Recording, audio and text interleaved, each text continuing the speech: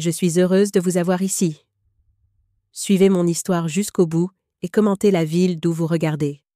Ma fille m'a envoyé un SMS qui a tout changé. Maman, prends le vieil album photo et quitte la maison avant qu'il ne le trouve. J'ai fixé l'écran de mon téléphone, lisant les mots de Sophie 3 fois pour être sûre de bien comprendre. Mes mains se sont mises à trembler légèrement. Elle n'envoyait jamais de SMS pendant ses heures de travail. En tant qu'avocate d'affaires à Paris, elle était toujours ensevelie sous les dépositions et les réunions avec les clients. J'ai tapé en retour « Pourquoi, ma chérie ?» Les 3 petits points sont apparus immédiatement, dansant avec une urgence inhabituelle. Puis sa réponse s'est matérialisée. Avant qu'il ne le trouve. Pars, maintenant. Mon cœur s'est mis à marteler contre mes côtes. Avant que qui ne trouve quoi? Je triais le courrier sur la table de la cuisine de ma longère dans la campagne du Perche, entourée par le craquement des anciennes poutres en chêne qui étaient mes compagnes depuis 63 ans.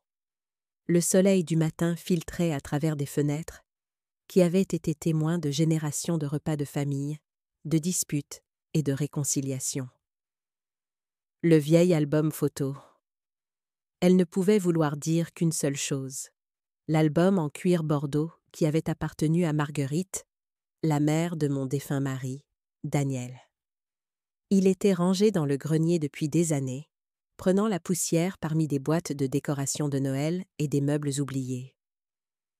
Je ne l'avais descendu que le mois dernier, lorsque mon fils Nicolas avait mentionné vouloir numériser des photos de famille pour un projet que sa femme, Amélie, organisait.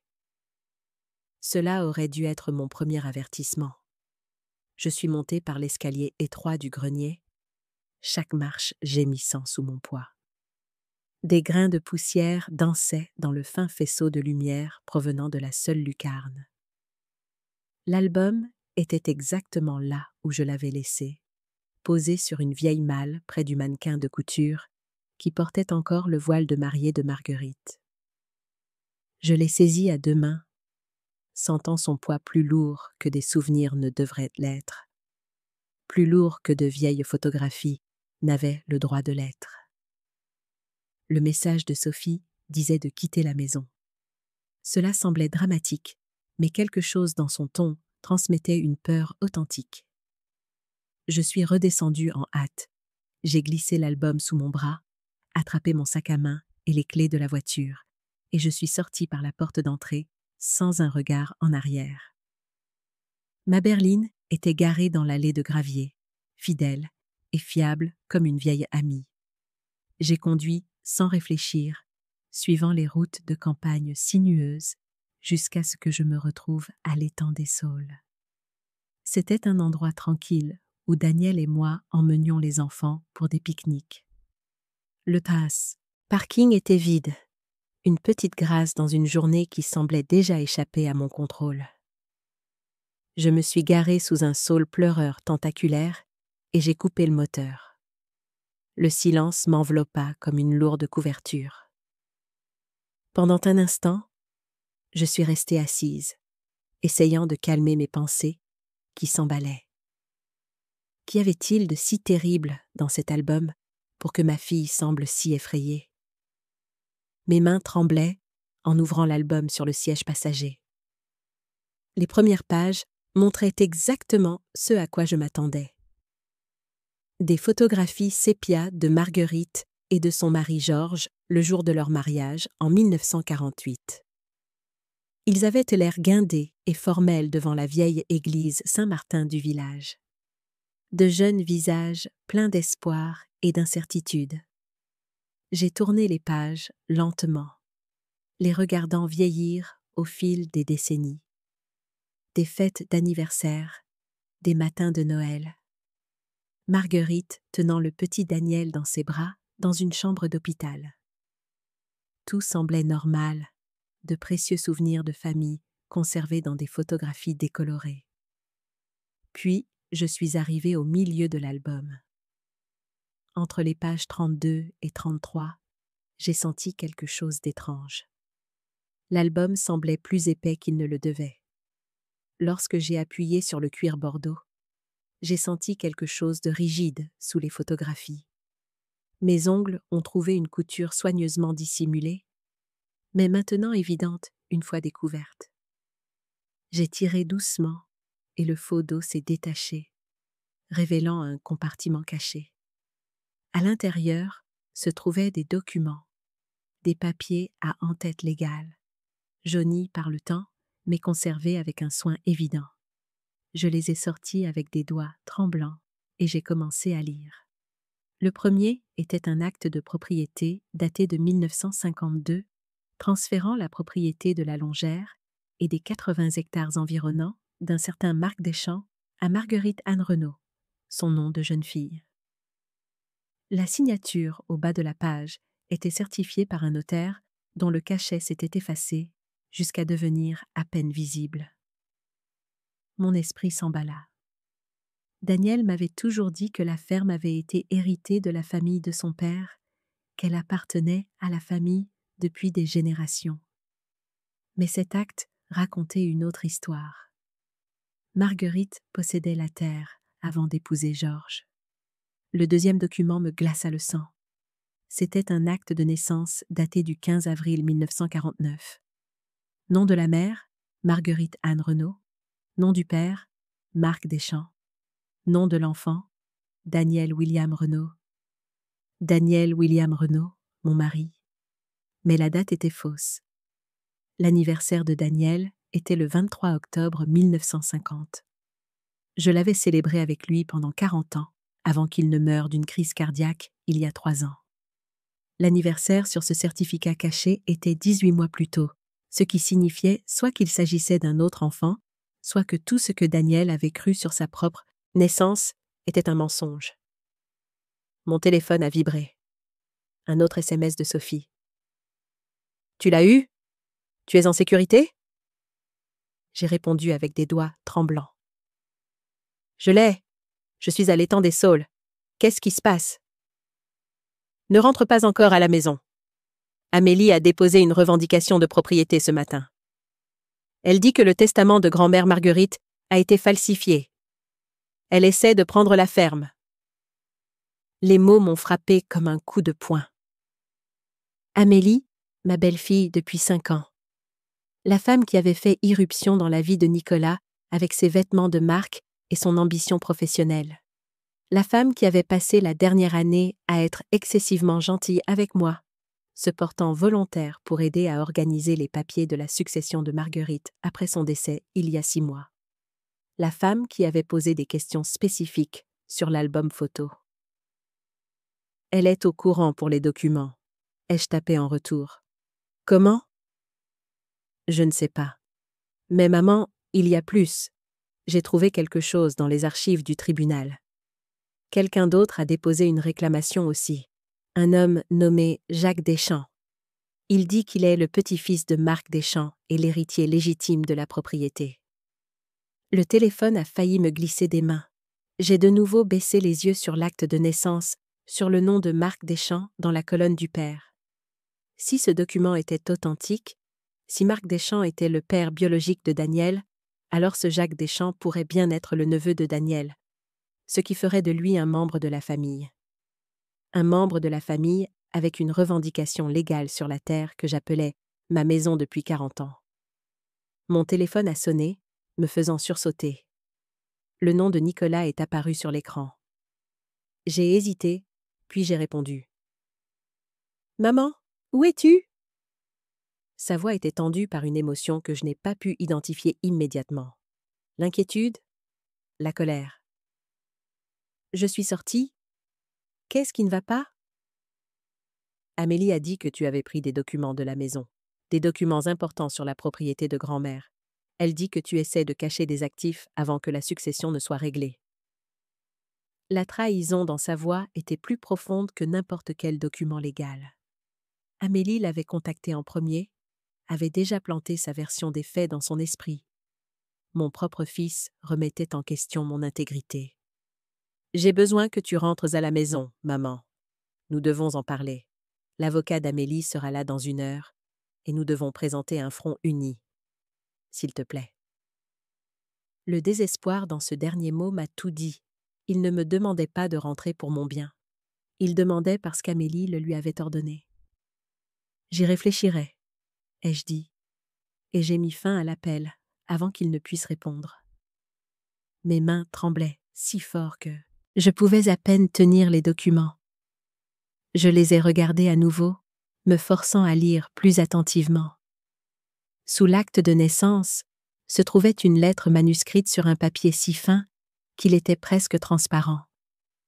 L'encre s'était estompée jusqu'à un brun pâle, mais les mots étaient encore lisibles.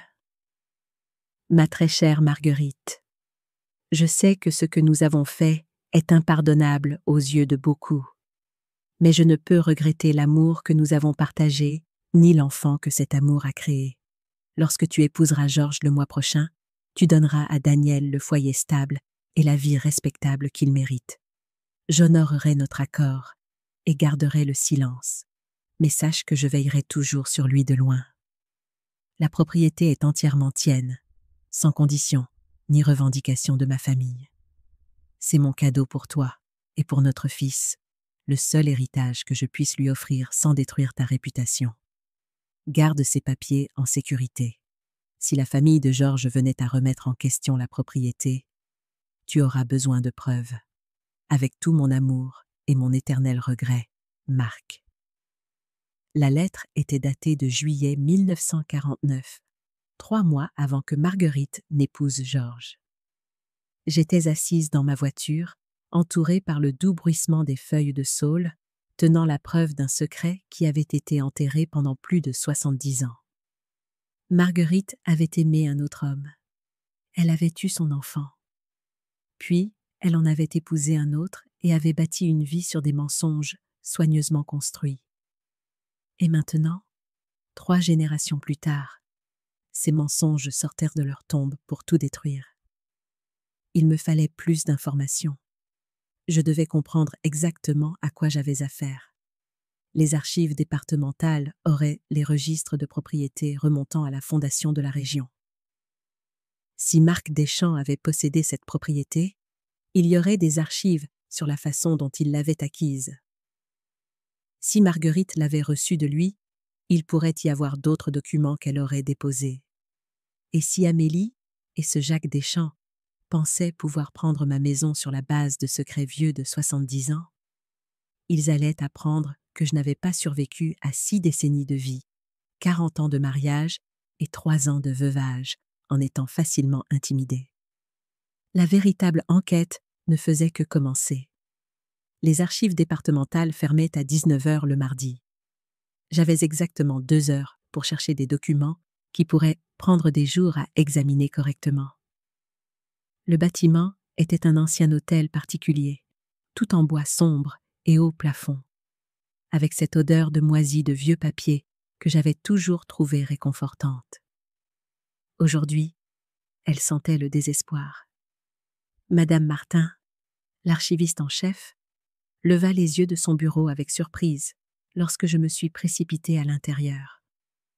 Nous nous connaissions depuis 20 ans, depuis son arrivée dans la région. « Hélène Dubois ?» dit-elle chaleureusement. « Cela fait des mois que je ne vous ai pas vue ici. J'ai besoin d'accéder aux archives foncières, » dis-je, essayant de garder une voix stable. Spécifiquement tout ce qui concerne la famille Deschamps et les transferts de terres des années 1940 et 1950. Ses sourcils se haussèrent légèrement, mais elle était trop professionnelle pour être indiscrète. Bien sûr, les archives sont au sous-sol. Je vais vous installer. Elle me conduisit par un escalier étroit dans une salle climatisée, bordée d'armoires métalliques et de boîtes de documents. Les néons au plafond bourdonnaient, projetant une lueur blanche et crue sur tout. Les registres fonciers sont organisés par décennies, puis par ordre alphabétique de noms de famille, expliqua Madame Martin, désignant une rangée d'armoires. Les années 40 et 50 sont dans ces 2 sections. Avez-vous besoin d'autre chose? C'est parfait, merci. Elle hésita à la porte. Hélène, tout va bien? Vous semblez contrarié? Des affaires de famille? Dis-je, ce qui était à la fois vrai et complètement inadéquat. Rien de grave. Après son départ, j'ai ouvert le premier tiroir et j'ai commencé ma recherche. Mes doigts passaient d'un dossier à l'autre, chacun contenant des actes, des plans et des documents de transfert. Deschamps, Deschamps, Deschamps. Le nom apparaissait plus souvent que je ne l'avais prévu. Marc Deschamps avait été un important propriétaire terrien dans la région, avec des propriétés dispersées sur 3 communes. J'ai trouvé le dossier correspondant à l'adresse de ma longère et je l'ai sorti avec des mains tremblantes. Le document le plus ancien était daté de 1921. Un acte montrant que Marc Deschamps avait acheté la propriété et les 80 hectares environnants à la succession de Jonathan Meunier pour une somme qui, à l'époque, représentait une fortune. Le document suivant, daté de 1952, montrait le transfert à Marguerite Anne Renaud, exactement comme l'indiquait l'acte caché. Mais cette version était différente. Celle-ci incluait une mention en bas de page. Transfert en règlement d'un accord privé. Aucune contrepartie monétaire échangée. Un règlement d'un accord privé. Cela pouvait signifier n'importe quoi. Mais combiné à la lettre de Marc, l'implication était claire. Il avait donné la terre à Marguerite pour subvenir aux besoins de leur enfant illégitime. J'ai photographié chaque page avec mon téléphone, mes mains plus stables maintenant que j'avais une tâche sur laquelle me concentrer. Puis je suis retournée à l'armoire, cherchant tout autre élément lié à Marc Deschamps. C'est alors que j'ai trouvé le testament. Il avait été déposé en 1978, l'année de la mort de Marc. J'ai parcouru le jargon juridique à la recherche de mentions de propriété.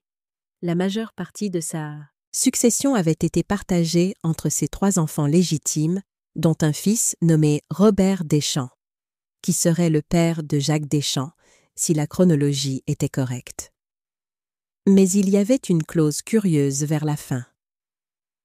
Concernant la propriété située au 1847 rue du Ruisseau, précédemment transférée à Marguerite Anne Renaud en 1952, je confirme par la présente que ledit transfert a été fait librement et sans coercition, et que ni moi ni mes héritiers ne conservons aucune revendication sur la dite propriété ou ses produits. J'ai fixé les mots, un flot de soulagement m'envahissant. Marc lui-même avait confirmé que le transfert était légitime et que ses héritiers n'avaient aucune revendication. Ce document, officiellement déposé et attesté, devrait suffire à stopper net la plainte de Jacques Deschamps. Mon téléphone a vibré dans ma poche. Je l'ai sorti, j'ai vu le nom de Nicolas et je l'ai mis en sourdine. Puis, j'ai remarqué que j'avais 7 appels manqués et 12 messages textes. J'ai rapidement parcouru la liste. Nicolas. Maman, s'il te plaît, rappelle-moi. Nicolas. L'avocate d'Amélie est là. Nous avons besoin de ces documents. Sophie. Édouard m'a appelé, il est furieux. Qu'est-ce qui se passe? Numéro inconnu. Madame Dubois. Ici, maître Patricia Laurent, représentant Amélie Dubois dans l'affaire de la succession de Marguerite Dubois. Nous devons fixer un rendez-vous immédiatement. Et puis, le plus récent, de Sophie. Maman, je viens de recevoir une assignation à comparaître. Ils exigent que je leur remette toute communication avec toi concernant la propriété familiale. Ils savent que je t'ai prévenu. J'ai eu le souffle coupé. Ils s'en prenaient à Sophie maintenant, essayant de faire croire que nous complotions pour cacher des actifs. Amélie n'essayait pas seulement de prendre la ferme. Elle construisait un dossier juridique qui me dépeignait comme une femme manipulatrice et malhonnête, essayant de tromper sa propre famille. J'ai pris des photos du testament de Marc, m'assurant que chaque mot était lisible, puis j'ai soigneusement remis le dossier à sa place. En remontant les escaliers, mon esprit parcourait les possibilités et les problèmes. Le testament prouvait que Marc n'avait aucun regret concernant le transfert. Mais la plainte d'Amélie ne concernait pas Marc. Elle concernait le testament de Marguerite, la question de savoir si Marguerite avait le droit légal de laisser la propriété à Daniel, et, à travers lui, à moi. En arrivant au rez-de-chaussée des archives, mon téléphone a de nouveau vibré. Un SMS d'un numéro inconnu. Madame Dubois, mon nom est Jacques Deschamps. Je crois que vous avez des documents qui appartiennent à ma famille. J'aimerais en discuter avec vous, en privé. J'ai complètement éteint mon téléphone, me sentant soudainement exposée. Les murs semblaient se refermer sur moi, et j'avais besoin de réfléchir. Je devais parler à quelqu'un qui pourrait se souvenir de Marguerite et de Marc, quelqu'un qui connaissait la vérité. La sœur cadette de Marguerite, Elisabeth, était encore en vie. Elle avait 91 ans et vivait dans une maison de retraite à Rouen, mais elle avait toujours été vive comme l'éclair. Si quelqu'un connaissait la véritable histoire derrière ces documents, ce serait elle. J'ai remercié Madame Martin et je me suis précipitée vers ma voiture, jetant plus d'un coup d'œil par-dessus mon épaule. Le parking était presque vide. Juste ma berline et 2 autres véhicules. Le soleil d'automne se couchait, peignant le ciel de nuances ambrées et violettes qui auraient été magnifiques en d'autres circonstances. Je me suis assise dans la voiture et j'ai enfin rappelé Sophie. « Maman, Dieu merci. Tu vas bien ?»« Je vais bien. J'ai trouvé quelque chose d'important. » Le testament de Marc Deschamps stipule explicitement que ses héritiers n'ont aucune revendication sur la propriété. Cela devrait arrêter le procès de Jacques Deschamps. C'est super, mais maman, cette histoire avec Amélie s'aggrave. Son avocate a envoyé une lettre à mon cabinet. Ils menacent de me poursuivre pour ingérence dans les procédures de succession. Ils disent que j'avais une connaissance préalable des actifs contestés et que j'ai omis de la divulguer. Mon estomac s'est noué. Sophie, je suis tellement désolée. Je n'ai jamais voulu que tu sois entraînée là-dedans. Je sais, maman. Mais écoute, il y a autre chose. J'ai fait des recherches sur le passé d'Amélie. Avant d'épouser Nicolas, elle a travaillé pour une société de promotion immobilière appelée Horizon Immobilier. Ils sont spécialisés dans l'acquisition de terrains ruraux pour le développement commercial. Les pièces du puzzle s'emboîtaient avec une clarté écœurante. Tu penses, toi, qu'elle a épousé Nicolas pour avoir accès à la ferme? Je pense que c'est possible. La ferme fait 80 hectares, sur une route principale à 15 km de l'autoroute. C'est un emplacement de choix pour un projet commercial. Si elle pouvait l'acquérir par le biais de l'héritage de Nicolas, cela vaudrait des millions une fois développé. L'intérêt d'Amélie pour l'organisation de la succession de Marguerite, ses questions sur les titres de propriété et l'histoire familiale, son empressement soudain à régler les choses après la mort de Marguerite. Elle planifiait cela depuis des années, attendant le bon moment pour frapper. Je vais voir Elisabeth, ai-je décidé. Elle en saura peut-être plus sur la relation de Marguerite avec Marc. C'est à 3 heures de route, maman. Il se fait tard. J'ai besoin de réponses, et je les veux maintenant. Je t'appellerai quand j'arriverai. J'ai démarré la voiture et j'ai pris la direction de l'est, vers Rouen. L'horloge du tableau de bord indiquait 18h47. Si je conduisais, sans m'arrêter, je pourrais arriver à la maison de retraite avant la fin des visites à 21h. Ce que je n'ai pas remarqué, c'est la berline sombre qui a quitté une rue latérale et a commencé à me suivre à une distance prudente. Son conducteur passait un appel téléphonique tout en maintenant un contact visuel avec mes feux arrière. Le piège se refermait autour de moi, mais je me dirigeais droit vers le seul endroit qui pourrait détenir les dernières pièces du puzzle de Marguerite, en supposant que la mémoire d'Elisabeth soit aussi bonne que je l'espérais, et en supposant que je puisse l'atteindre avant que les gens d'Amélie ne découvrent où j'allais. L'autoroute s'étendait devant moi, sombre et incertaine, et j'ai appuyé plus fort sur l'accélérateur. La Chênaie dorée, la maison de retraite où vivait Elisabeth, émergea de l'obscurité comme une constellation de lampadaires orangés. C'était un bâtiment moderne de 3 étages qui s'efforçait trop de paraître joyeux avec ses garnitures bleu vif et ses jardinières. Je me suis garée sur le parking des visiteurs à 20h43, 17 minutes avant la fin des heures de visite. La réceptionniste, une femme d'une quarantaine d'années à l'air fatiguée, leva à peine les yeux de son ordinateur. Les visites se terminent à 21 heures. Je sais, et je suis vraiment désolée. Je suis ici pour voir Elisabeth Renaud. Je suis sa nièce, et c'est une urgence. Urgence familiale. Cela a attiré son attention. Elle a étudié mon visage, essayant probablement de déterminer si je mentais. Chambre 217, deuxième étage. Mais vous avez 15 minutes maximum avant que l'équipe de nuit ne fasse sa ronde. J'ai monté les escaliers 4 à 4, mes genoux protestant contre l'effort. Le couloir du deuxième étage sentait le désinfectant et les légumes bouillis. La plupart des portes étaient fermées, la lumière des téléviseurs vacillant sous elles. La chambre 217 était au bout du couloir. J'ai frappé doucement et j'ai poussé la porte. Tante Elisabeth était assise dans un fauteuil roulant près de la fenêtre, éclairée par une liseuse. À 91 ans, elle n'était qu'un fragile assemblage d'os et de peau parcheminée, mais ses yeux gris perçants, se sont fixés sur moi avec une clarté totale. « Hélène Dubois », dit-elle, sa voix plus forte que son corps ne le suggérait. « Je me demandais quand tu viendrais. » Ces mots m'ont arrêté net. « Tu savais que je viendrais ?» Je savais que quelqu'un finirait par venir. Les secrets de Marguerite ne sont jamais restés enterrés bien longtemps. Elle m'a fait signe de m'asseoir sur une chaise à côté d'elle.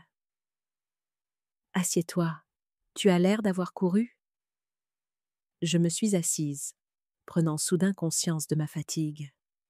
« Tante Elisabeth, j'ai besoin de savoir ce qui s'est passé entre Marguerite et Marc Deschamps. J'ai trouvé des documents cachés dans un album photo. Un acte de naissance qui dit que Marc était le père de Daniel. » Le visage d'Elisabeth n'a pas changé. Elle a simplement hoché la tête, comme si je venais de confirmer quelque chose qu'elle savait depuis 7 décennies. Marc Deschamps était l'amour de la vie de Marguerite. Elle n'a jamais aimé Georges. Pas vraiment. Georges, c'était la sécurité et la respectabilité. Marc, c'était la passion et l'impossibilité. Pourquoi impossible ? Parce que Marc était marié quand ils se sont rencontrés. Sa femme était invalide, clouée au lit après un accident de voiture. Elle a vécu encore 30 ans dans cet état, et Marc était trop honorable pour divorcer. Le regard d'Elisabeth s'est porté vers la fenêtre. Mais il n'était pas assez honorable pour rester loin de Marguerite.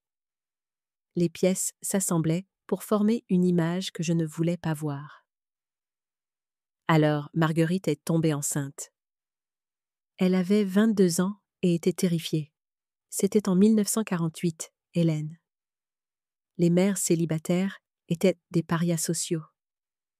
Alors, ils ont trouvé un arrangement. Elisabeth a hoché la tête lentement. Marguerite épouserait Georges, un homme bien qui travaillait au moulin et qui la courtisait depuis des mois.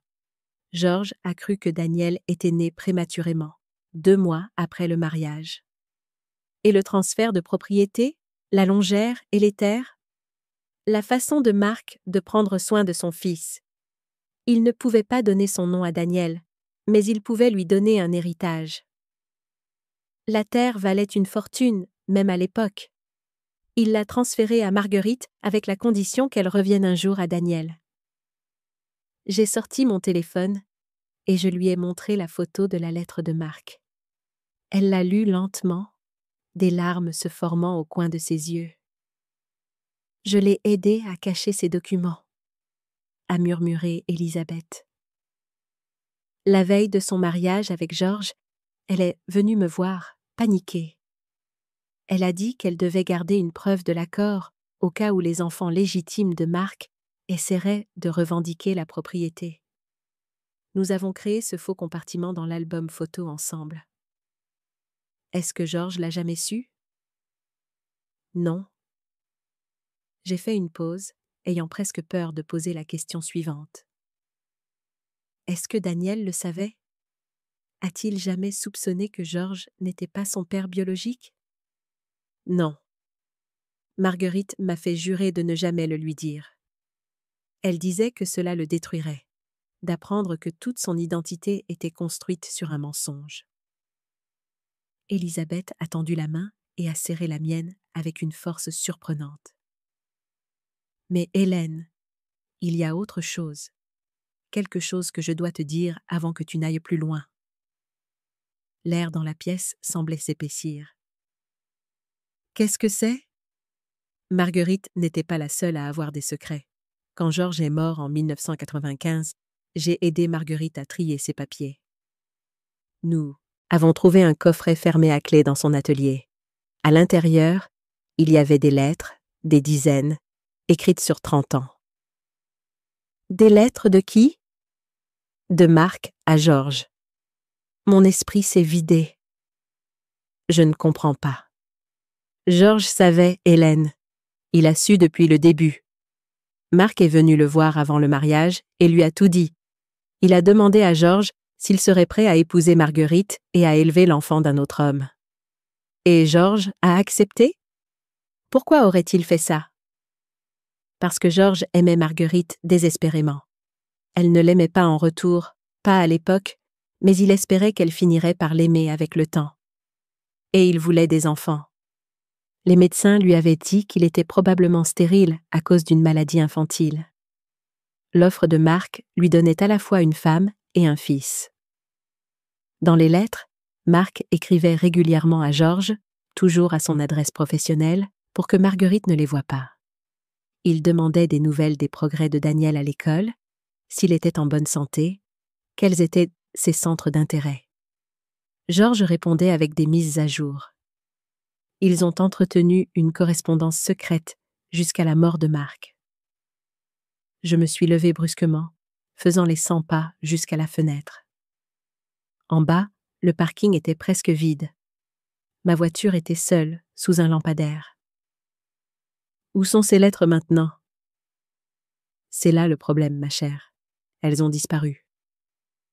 Je me suis retournée vers elle, confuse. Quand Amélie m'a rendu visite, je les ai mentionnées. Stupide de ma part, je m'en rends compte maintenant. Je lui ai dit qu'elle prouvait que l'arrangement entre Marc et Georges était consensuel et documenté. Je pensais que cela pourrait aider à protéger la revendication de propriété. Un nœud froid s'est formé dans mon estomac. Amélie t'a rendu visite? Il y a 2 mois, elle a dit qu'elle faisait des recherches sur l'histoire de la famille pour un projet, m'a posé toutes sortes de questions sur Marguerite et la ferme, sur la façon dont la propriété a été transmise dans la famille. La trahison était encore plus profonde, sachant qu'Amélie avait même manipulé une femme âgée pour obtenir des informations. Qu'est-ce que tu lui as dit? Rien d'important. Je ne lui faisais pas confiance. Il y avait quelque chose de calculateur dans son regard. Mais tu as mentionné les lettres? Oui, mais je ne lui ai pas dit où elles étaient. Où sont-elles, tante Élisabeth? Enterrées dans le vieux cimetière familial derrière l'église Saint-Martin. Marguerite était terrifiée à l'idée que quelqu'un les trouve après sa mort. Alors, nous les avons mises dans une boîte en métal et nous l'avons enterrée à côté des tombes de ses parents. Nous avons marqué l'endroit avec un petit ange de pierre qui ressemble à une décoration. Mon cœur battait la chamade. Est-ce qu'Amélie connaît l'emplacement exact? Pas de ma part. Mais si elle est aussi intelligente que je le pense, elle finira par le trouver.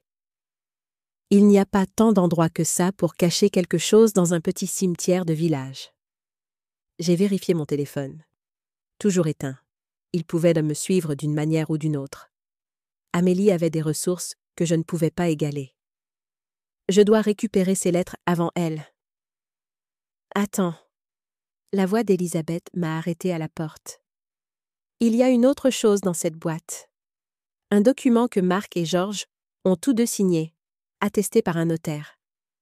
C'est un accord formel stipulant que George acceptait Daniel comme son fils légal, en pleine connaissance des circonstances biologiques, et que Marc renonçait à tous ses droits parentaux.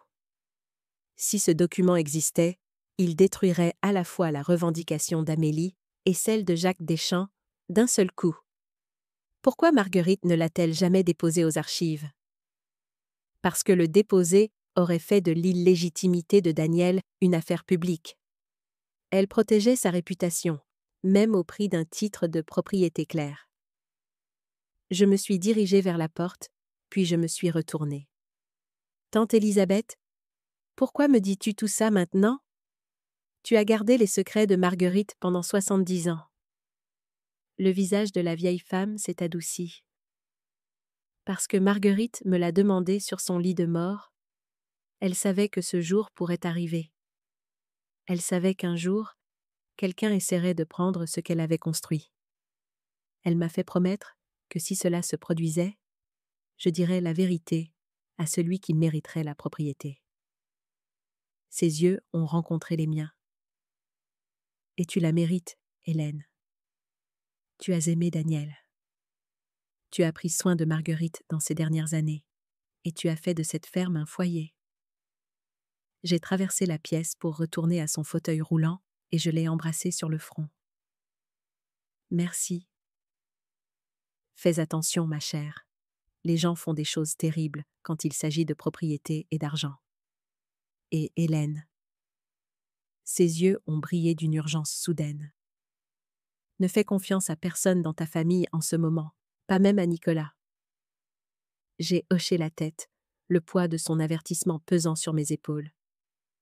J'ai quitté la pièce et je me suis dépêchée dans le couloir, descendant les escaliers à un rythme dangereux. La réceptionniste était au téléphone et m'a à peine remarqué partir. Je suis sortie en trombe par les portes d'entrée dans l'air frais de la nuit et je me suis figée sur place. Le pick-up de Nicolas était garé à côté de ma voiture. Il était adossé à la portière côté conducteur, les bras croisés, son visage un mélange de colère et de quelque chose qui ressemblait à de la douleur. « Bonsoir, maman, » dit-il doucement. « Amélie pensait que tu pourrais venir ici. » Il a haussé les épaules, essayant de paraître décontracté, mais sans succès. Elle a suivi ta plaque d'immatriculation sur les caméras de l'autoroute. Mon sang se glaça. Nicolas, je peux tout expliquer. Tu dois rentrer à la maison maintenant. L'avocate d'Amélie a obtenu d'un juge une ordonnance restrictive. Tu n'as pas le droit de retirer d'autres documents ou objets de la succession. Si tu n'obéis pas, ils te feront arrêter pour outrage à magistrat. C'est insensé. La succession n'est même pas encore ouverte. Elle a déposé des papiers en urgence, arguant que tu caches délibérément des actifs. Le juge a convenu qu'il y avait suffisamment de preuves pour justifier une action de protection. Il s'est écarté de ma voiture et s'est approché de moi. Je pouvais sentir l'alcool sur son haleine. Pas ivre, mais certainement pas sobre non plus. « Maman, pourquoi fais-tu ça? Pourquoi rends-tu les choses si difficiles? » Parce qu'Amélie essaie de voler ma maison, Nicolas. Ta maison. L'endroit où tu as grandi. Elle essaye de s'assurer que tout est géré équitablement. C'est toi qui agis de manière suspecte, à courir partout, à cacher des documents, à refuser de coopérer. C'est ce qu'elle t'a dit? Sa mâchoire s'est crispée. Je sais ce que je vois. Tu as pris cet album sans le dire à personne. Tu as évité mes appels. Tu as conduit 3 heures pour rendre visite à une femme de 91 ans au milieu de la nuit. Ce n'est pas un comportement normal, maman. J'ai regardé mon fils, l'homme que j'avais élevé, nourri et aimé, et je n'ai vu que les mots d'Amélie sortir de sa bouche. Elle l'avait complètement retourné, avait réécrit le récit si minutieusement qu'il ne pouvait plus voir la vérité. « Est-ce qu'elle t'a parlé d'horizons immobiliers ?» ai-je demandé. « Est-ce qu'elle t'a dit qu'elle avait travaillé pour une société de promotion immobilière spécialisée dans l'acquisition de terrains ruraux? Elle a été consultante pour eux, brièvement, il y a des années. Ce n'est pas pertinent. C'est totalement pertinent. Elle t'a épousé pour avoir accès à la ferme, Nicolas. Elle planifie ça depuis avant la mort de Marguerite. C'est une chose horrible à dire sur ma femme. C'est la vérité. Et quelque part au fond de toi, tu le sais. Tu sais qu'elle n'est pas celle qu'elle prétend être. Pendant un bref instant, j'ai vu le doute vaciller sur son visage. Puis, il s'est durci à nouveau. « Donne-moi tes clés de voiture, maman. »« Quoi ? » ?»« Tes clés. L'avocate d'Amélie dit que si tu ne viens pas volontairement, je suis autorisée à t'empêcher de partir jusqu'à l'arrivée de la police. » Il n'arrivait pas à me regarder dans les yeux. « Elle les a déjà appelés ? Ils seront là dans 10 minutes. » La trahison était totale. Mon propre fils menaçant de me faire arrêter. « Nicolas, s'il te plaît, écoute-moi. Il y a des documents enterrés dans le vieux cimetière qui prouvent que Marguerite et Daniel avaient un droit légal sur la propriété. Des documents qui mettront fin au procès d'Amélie. Je dois les récupérer avant elle. » « Le cimetière ?» Le rire de Nicolas était creux. « Maman, tu t'entends ? Tu as l'air paranoïaque. » « Je ne suis pas paranoïaque. Je me bats pour ce qui est à moi, ce qui est à nous. » « Alors bats-toi de la manière légale, avec des avocats et des tribunaux, pas en déterrant des tombes au milieu de la nuit. » Il avait raison, cela semblait fou, mais je manquais de temps et d'options. Le cimetière n'était qu'à 30 minutes. Si je pouvais y arriver avant les gens d'Amélie, je pourrais peut-être encore sauver ce cauchemar. Je suis désolée, Nicolas. Vraiment. J'ai sorti mes clés de ma poche et je les ai jetées de toutes mes forces dans les buissons au bord du parking. Puis j'ai couru. J'ai entendu Nicolas crier derrière moi, entendu ses pas sur le pavé, mais j'avais une longueur d'avance et je savais qu'il ne plaquerait pas réellement sa mère de 63 ans. J'ai couru au-delà du bâtiment principal. J'ai tourné au coin vers le parking des employés que j'avais remarqué en arrivant. Derrière les bennes à ordures, je me suis arrêtée pour reprendre mon souffle. Mon cœur battait à tout rompre. C'était de la folie. J'étais une grand-mère fuyant son propre fils comme une criminelle. Mais ce n'était pas moi la criminelle, c'était Amélie. Et d'une manière ou d'une autre, je devais le prouver avant qu'elle ne détruise tout. J'ai entendu des voix au loin. Nicolas qui m'appelait, et maintenant d'autres voix aussi. La sécurité, probablement. J'ai regardé autour de moi, désespérée, à la recherche d'une issue de secours. Une voiture s'est approchée lentement, phares éteints. Elle s'est arrêtée à côté de moi et la vitre passager s'est baissée. Sophie était au volant. « Monte, maman », dit-elle rapidement. Je n'ai pas hésité. J'ai sauté sur le siège passager et elle a accéléré en douceur pour sortir du parking, prenant une sortie de service qui s'éloignait de l'entrée principale. « Comment as-tu… » J'ai suivi la dernière position connue de ton téléphone. Avant que tu ne l'éteignes, il a borné près d'ici. J'ai pensé que tu rendais visite à tante Elisabeth. Je suis arrivée il y a 21 minutes et j'ai vu le pick-up de Nicolas. J'attendais. Le soulagement m'a envahi. Sophie, tu pourrais avoir de gros ennuis pour ça? Je suis déjà dans le pétrin. Autant que ça en vaille la peine. Elle m'a jeté un coup d'œil. Est-ce que tante Elisabeth t'a dit quelque chose d'utile? Tout ce qui est utile est terrifiant. Je l'ai mise au courant rapidement pendant que nous roulions. Les lettres, l'accord, le cimetière, la visite d'Amélie à Elisabeth. Quand j'ai eu fini, Sophie est restée silencieuse un long moment. « Donc, nous devons déterrer une boîte dans un cimetière, » a-t-elle finalement dit. « Oui, ce soir, avant qu'Amélie ne découvre où elle se trouve, si ce n'est pas déjà fait. » Sophie a tourné sur l'autoroute, direction l'ouest. Le vieux cimetière de l'église Saint-Martin. Je sais où c'est. J'y jouais quand j'étais petite pendant les pique-niques de la paroisse. Elle a tendu la main et a serré la mienne. Je sais que c'est trop te demander. Maman, arrête, nous sommes ensemble là-dedans maintenant. Elle a souri d'un air sombre. Et puis, j'ai toujours voulu faire partie d'un thriller. C'est comme dans un film. Malgré tout, j'ai ri. Un film très stressant. Son sourire s'est effacé. Mais maman, après avoir récupéré ses lettres, nous avons besoin d'un vrai plan. Amélie a des avocats, de l'argent et apparemment, Nicolas est complètement sous son contrôle. On ne peut pas continuer à fuir comme ça. Je sais, mais d'abord, il nous faut cette preuve. Ensuite, nous riposterons, comme il se doit.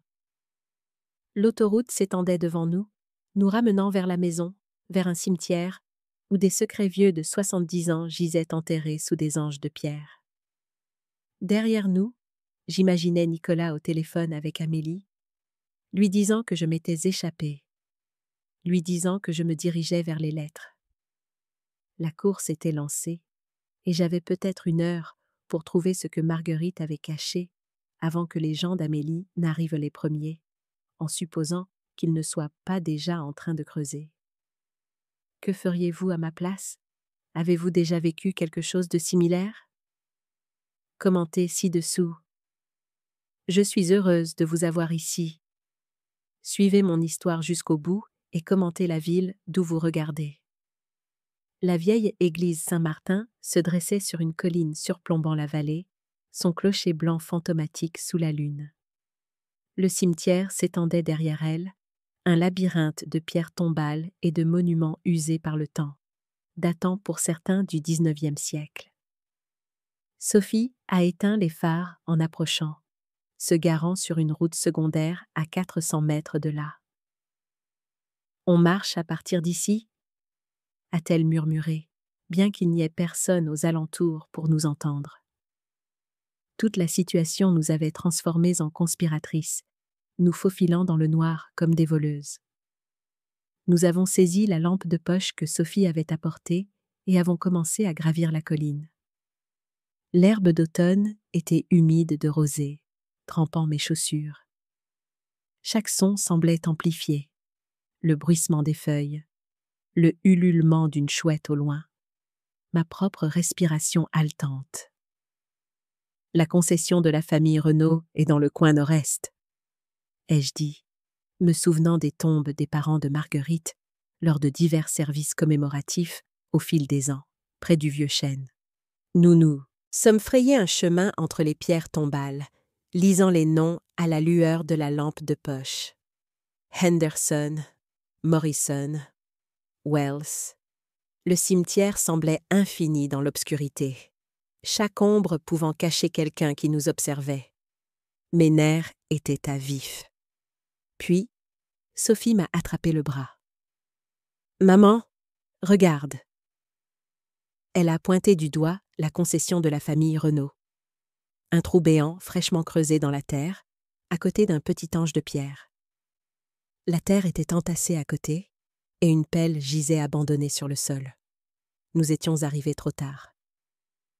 J'ai couru en avant, le faisceau de ma lampe de poche rebondissant sauvagement. Le trou faisait environ 60 centimètres de profondeur, clairement creusé au cours des dernières heures. Je suis tombée à genoux et j'ai fouillé dans la terre, désespérée. Mais je n'ai rien trouvé. La boîte en métal avait disparu. Non, non, non. Les mots sont sortis comme un gémissement. Elle est arrivée la première. Peut-être que ce sont les gens de Jacques Deschamps, a dit Sophie, mais elle ne semblait pas convaincue. Je me suis assise sur mes talons, sentant la défaite s'abattre sur moi comme un poids physique. Sans ces lettres, sans l'accord entre Marc et Georges, je n'avais aucun moyen de prouver que le transfert de propriété était légitime. Amélie avait gagné, puis j'ai remarqué quelque chose. Le tas de terre était encore meuble, encore frais.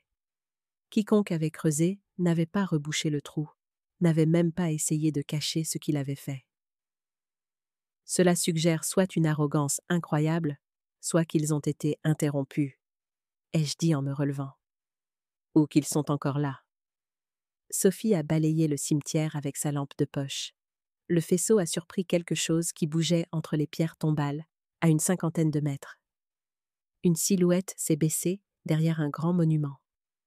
Là, la voix de Sophie était tendue. nous n'étions pas seuls dans le cimetière. Mon premier instinct a été de courir, mais quelque chose m'a fait hésiter. Si quelqu'un était encore là, à nous observer, peut-être n'avait-il pas trouvé ce qu'il cherchait. Peut-être que la boîte n'était pas dans le trou, parce qu'elle n'avait jamais été enterrée exactement là où Élisabeth s'en souvenait. Tante Élisabeth a dit à côté des tombes de ses parents. Ai-je murmuré. Mais cette statue d'ange, est-ce vraiment une pierre tombale ou juste une décoration? Sophie s'est agenouillée et a examiné la base de l'ange de pierre. Ce n'est pas une stèle. Regarde, pas de nom, pas de date. C'est juste ornemental. Alors peut-être que Marguerite ne voulait pas dire « à côté des tombes » au sens littéral. Peut-être qu'elle voulait dire « près d'elle » dans la zone générale. Nous avons commencé à chercher autour de la concession Renault à la recherche de tout signe de terre remué ou de marqueur caché. L'autre silhouette dans le cimetière avait disparu. Mais je pouvais sentir des yeux nous observer. Les poils de ma nuque se sont hérissés. « Ici !» dit soudain Sophie. « Maman, viens voir. » Elle était accroupie à côté d'une petite pierre plate que j'avais supposée être une pierre de pied pour l'une des tombes. Mais lorsque nous avons dégagé l'herbe et les feuilles, j'ai vu qu'elle portait une inscription « MD ». Pour que la vérité repose en paix jusqu'à ce qu'elle soit nécessaire. MEUR. Marc Deschamps, Marguerite Renault. Je suis tombée à genoux et j'ai commencé à creuser avec mes mains. Sophie a trouvé une branche tombée et l'a utilisée pour faire levier sur les bords de la pierre. La terre en dessous était plus meuble qu'elle n'aurait dû l'être, et après 5 minutes de travail frénétique, mes doigts ont heurté quelque chose de métallique. La boîte était plus petite que ce à quoi je m'attendais, peut-être 20 cm², en étain avec un couvercle bien ajusté. Je l'ai sortie de terre avec des mains tremblantes. « Ouvre-la !» a insisté Sophie. J'ai soulevé le couvercle. À l'intérieur, enveloppées dans du plastique imperméable, se trouvaient des liasses de lettres attachées avec de la ficelle. En dessous, une seule feuille de papier épais, pliée et scellée avec une cire qui avait depuis longtemps séché et craquelé. J'ai soigneusement déplié le document. Même à la lueur de la lampe de poche, les mots étaient clairs. Accord de paternité et de garde. Ce document, exécuté le 15 mai 1949, établit ce qui suit. Marc-Jacques Deschamps se reconnaît comme le père biologique de l'enfant, Daniel William Renault, né le 15 avril 1949. Georges Robert Dubois accepte de prendre ledit enfant comme son fils légal, en pleine connaissance des circonstances biologiques, et de l'élever comme le sien. Marguerite Anne Renault accepte d'épouser Georges Robert Dubois et de maintenir cet arrangement confidentiel. Marc-Jacques Deschamps renonce par la présente à tous ses droits parentaux et s'engage à ne jamais revendiquer publiquement sa paternité. Georges Robert Dubois accepte l'entière responsabilité légale de l'éducation de l'enfant. En échange de cet arrangement, Marc-Jacques Deschamps transfère le titre de la propriété située au 1847 rue du Ruisseau à Marguerite Anne Renault. Ledit transfert devant être enregistré séparément et rester indépendant de cet accord. Toutes les parties reconnaissent que cet arrangement est conclu librement et sans coercition. 3 signatures suivaient, celles de Marc, de Georges et de Marguerite. En dessous, un sceau de notaire daté du 15 mai 1949. « C'est ça !» ai-je soufflé. « Ça prouve tout !»« Prends-le en photo !» dit Sophie d'urgence. « Plusieurs copies sauvegardent tout sur le cloud. » J'ai sorti mon téléphone et je venais de l'allumer quand Sophie m'a attrapé le poignet. « Attends, si tu… » L'allume, ils peuvent… Trop tard. Le téléphone s'est allumé et immédiatement, les sons de notification ont commencé à retentir. 17 appels manqués, 23 messages textes et un email d'une adresse que je ne reconnaissais pas avec pour objet « Dernier avertissement ». Sophie m'a arraché le téléphone des mains et a ouvert l'email. Madame Dubois. Ici, Jacques Deschamps. Vous avez quelque chose qui appartient à ma famille. Je suis prêt à vous offrir un règlement. 100 000 € en espèces pour tous les documents relatifs à la succession de Marc Deschamps. Cette offre expire à minuit ce soir. Après cela, je serai contraint de prendre des mesures légales plus agressives. Je suis dans le cimetière en ce moment, et je sais que vous êtes là aussi. Parlons en face à face. Mon sang se glaça. Il est ici.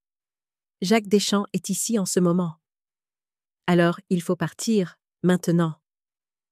Nous avons repris le chemin de la voiture, nous déplaçant aussi vite que nous le pouvions entre les pierres tombales.